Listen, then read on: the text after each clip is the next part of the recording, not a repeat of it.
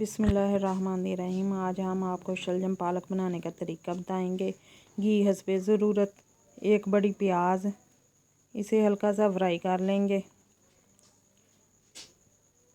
1 चम्मच अदरक लहसुन का पेस्ट डालेंगे, इसे भी 1 से 2 मिनट के लिए फ्राई कर लेंगे।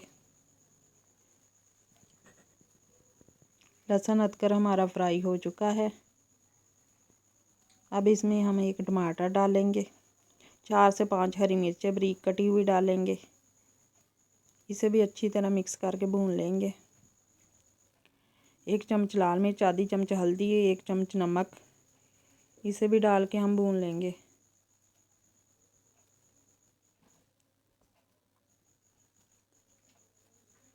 थोड़ा थोड़ा पानी डाल के हम इसे अच्छी तरह भून लेंगे। मसाला हमारा भून चुका है। 1 किलो शलजम है, इसे भी डाल के भून लेंगे। 1 से 2 मिनट के लिए भूनने।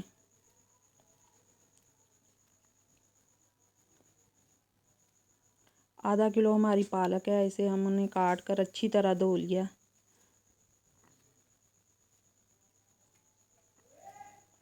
इसे हम अच्छी तरह मिक्स करेंगे। पालक ने खुद ही पानी छोड़ दिया है, इसी में हमारे शलजम गल कर तैयार हो जाएंगे।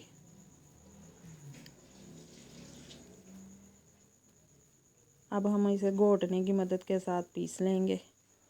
शलजम हमारे पीस चुके हैं। 3 हरी मिर्चें, आधा चम्मच सूखा धनिया, 2 चम्मच चीनी, इसे हम अब मिक्स करेंगे।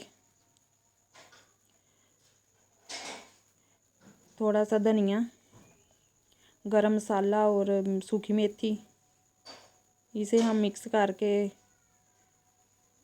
दम दे देंगे।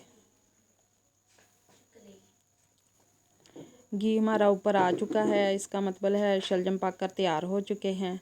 माशाल्लाह, इतने मज़ेदार शलजम, आप भी बनाएं।